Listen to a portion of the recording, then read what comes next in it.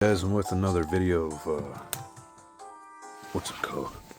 I'm with another video of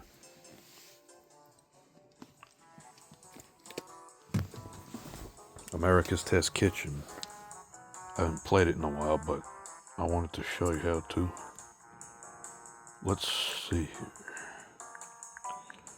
I wonder what to start off with. My goal is to maybe get through the whole game with a bunch of recipes, but I'm trying to figure that out. Here is one I could probably look forward to. It's macaroni salad. It's good on 4th of July. Wait, so this gives me an idea. What is this dish that was actually made in Hungary? It's a dish that was actually made in Hungary. I believe it was bought over by the Maguires. It was called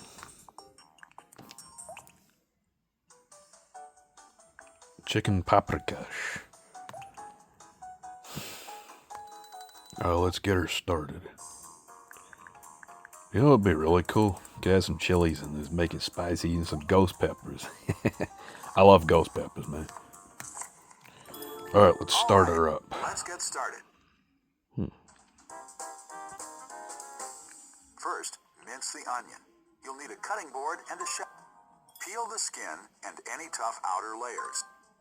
Mince the onion into 1/8-inch or smaller pieces. Trim a 1/2 inch from the top and bottom of each pepper, including the stem. Slice the pepper from top to bottom into several pieces that will sit flat on the cutting board. Trim the white ribs on the interior of each piece and remove any remaining seeds. Cut the pepper into strips, then chop into 1/2-inch pieces.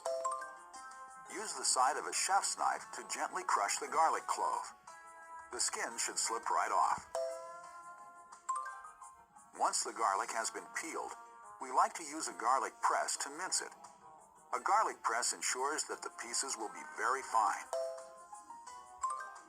Now drain the tomatoes. You'll need a fine mesh strainer.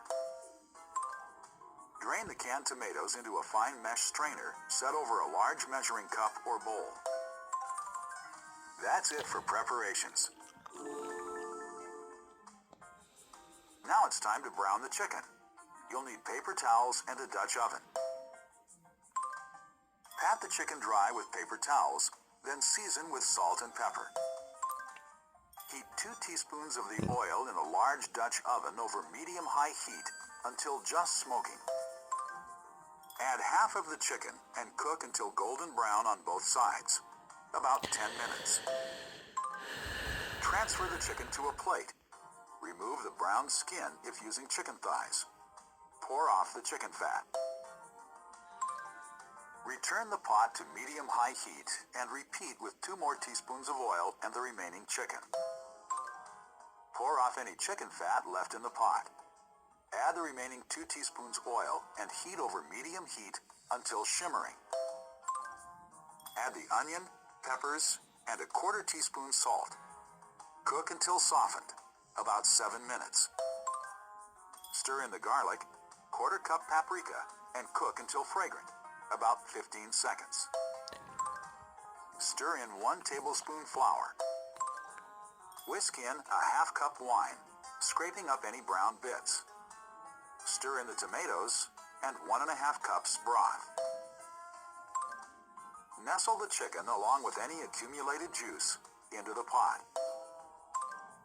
Cover and simmer until the chicken is fully cooked and tender, about 30 minutes for the breasts or 1 hour for the thighs and drumsticks. If using both types of chicken, simmer the thighs and drumsticks for 30 minutes before adding the breasts. Transfer the chicken to a serving platter and tent with foil. Bring the sauce to a boil and cook until slightly thickened, about 6 minutes. Remove a 1/2 cup of sauce from the pot and mix it with 1/3 cup sour cream. Then stir it back into the pot. Stir in 1 tablespoon parsley. It's a national dish in my Season heritage. with salt and pepper to taste. Spoon the sauce over the chicken before serving. It's ready to eat. I don't think I ever told you this, but I have some Austrian-Hungarian in me. See you again soon. This dish I can make for anybody. You know who would really enjoy this? A Commodore. If you don't know what a Commodore is, it's a kind of dog that comes from it's a dreadlock dog that comes from Hungary. To spell it, it's Komondor.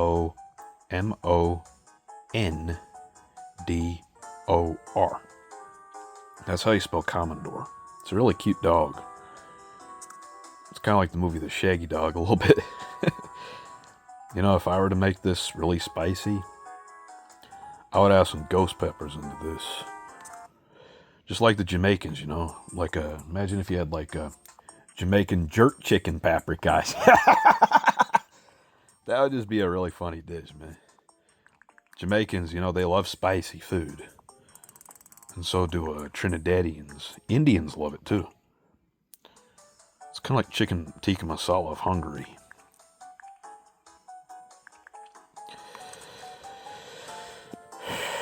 I know another dish we should make. Just scroll through it.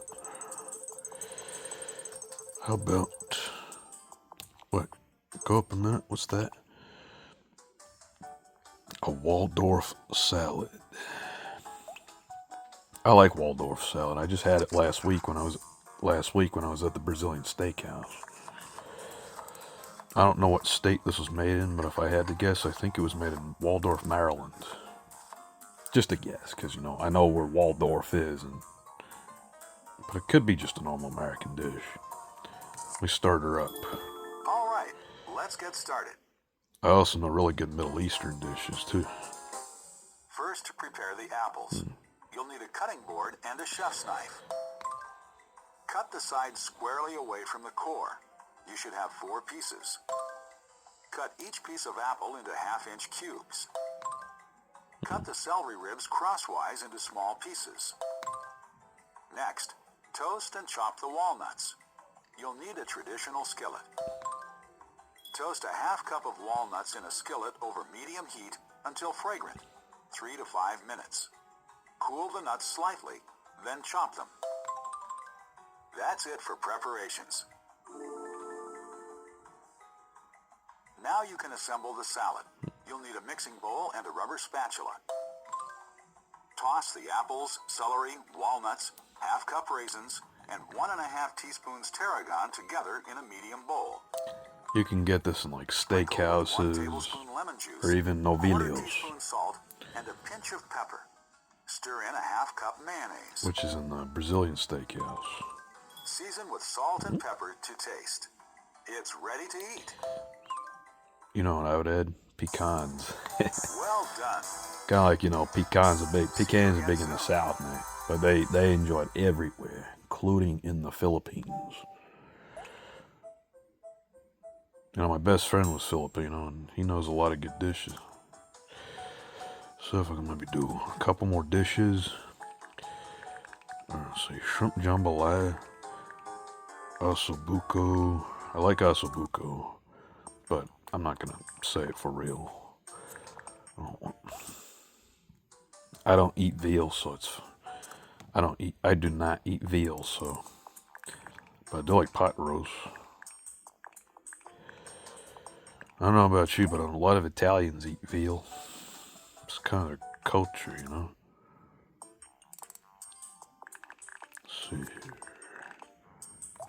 Got zucchini, pasta primavera. What's a famous dish we've never done on YouTube? Maybe I'll do one more just so it doesn't eat into the. Maybe I'll do 2 more. Just I don't want to do too many because it'll eat into the footage. I know a dish we should make. Spicy Asian cucumber salad. This is probably, you would say, a Filipino Asian cucumber salad. Just by the sound of it, you know, red chilies. This is literally shit you'd get in the Philippines. Let's get started.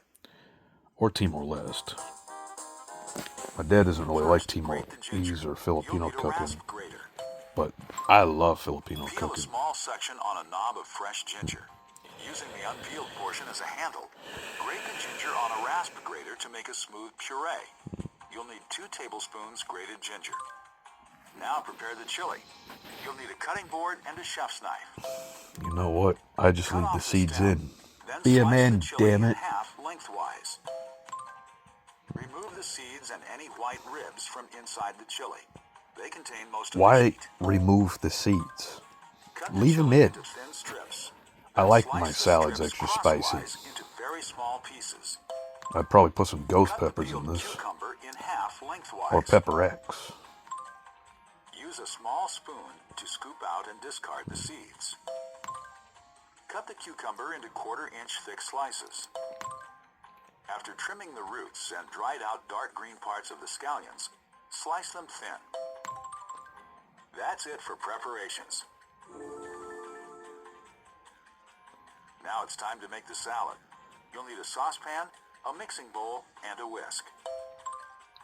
Bring a 1/2 cup vinegar and 2 tablespoons sugar to a boil in a small saucepan over medium-high heat. Then reduce to medium-low. Simmer until the mixture reduces by half, 5 to 6 minutes. Transfer the mixture to a medium bowl and cool to room temperature. Well, makes me Whisk think in about 2 actual tablespoons Filipino lime food, juice, because this dish, I believe, ginger, was made in the chili, Philippines. and 1 tablespoon sesame oil. And it sounds like a very Asian Toss in the Latin cucumbers, dish. scallions, And probably 1/4 Thailand, cup too. basil. I'm actually going to go Season get some with salt and Filipino pepper food this and let sit weekend for 10 minutes for my or up birthday. to 1 hour. It's going to be fun. It's ready to eat. Nice work.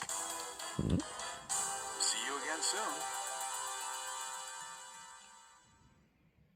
I can probably do one more, like a dessert.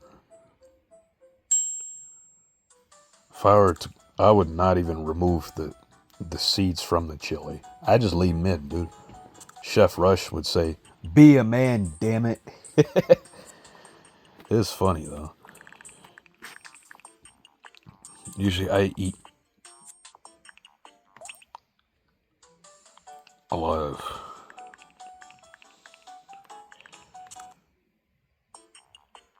good dishes. Let's see, single crust pie dough. I do love me a nice pecan pie, but I'm not feeling like making that today. Let's see, curried rice salad. That looks good. What's in it good? It's probably a very famous Aussie dish, but... And you know, if I ever make my salad extra good, I am not removing the seeds from the chili. I'm actually an ethnic food kind of guy. You know how people in Africa, South Africa, Ethiopia, and Jamaicans do it? They leave the seeds in. Yeah, be a man, damn it. See if I can find a dessert for us. I have an idea. Here's a dessert I don't think we've ever made on what's that word? America's Test Kitchen. And it is based out of Sweden. This literally is a dish of my heritage, and I know a lot about Swedish cooking. Quick cinnamon buns. These are literally based out of Scandinavia. Look at this shit, man. It's good. This because you know how I know these are made in Sweden? All right. Because you get them at Let's get IKEA, started. you know? It's even better than the IKEA version. First, soften 3 tablespoons cream cheese. Cut the cream cheese into small pieces, place on a small plate, and set on a counter to soften, 30 to 60 minutes.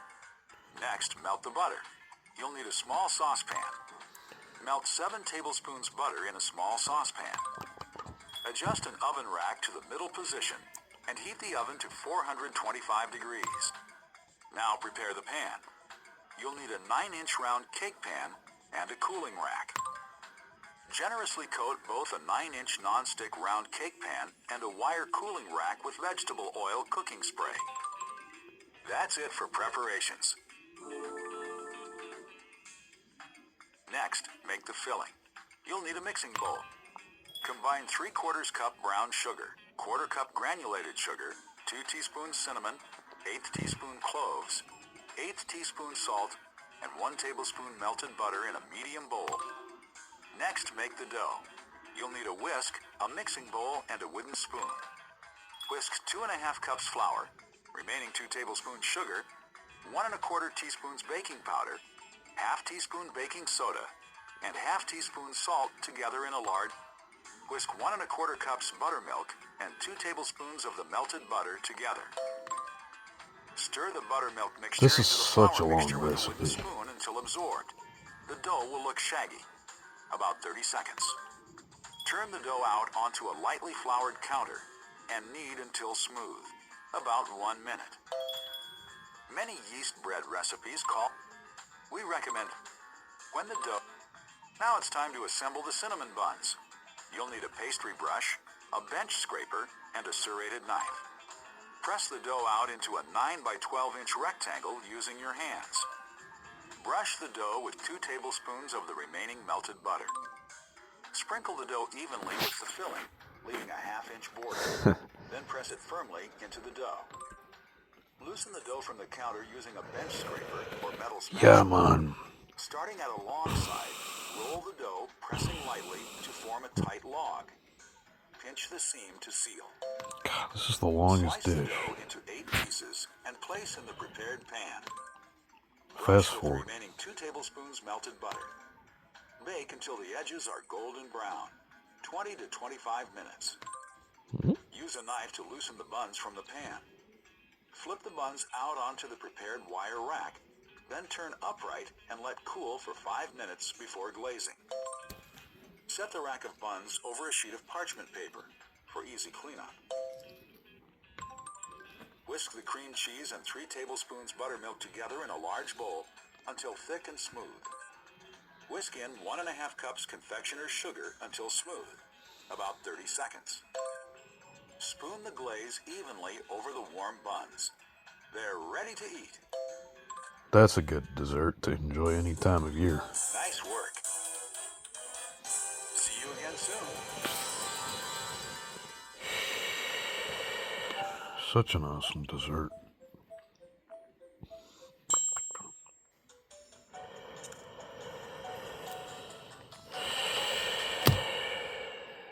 Well, guys, I hope you liked the video. That was America's Test Kitchen with all those 4 recipes. Please let me know in the comments below what you think of the video. Please like and subscribe, and post in the comments below what you think of the video. Okay. Yeah, post in the comments below what you think of the video. And if you have any requests for any other video games you'd like me to play, please let me know. But for now, peace out, everybody. See you in the next video.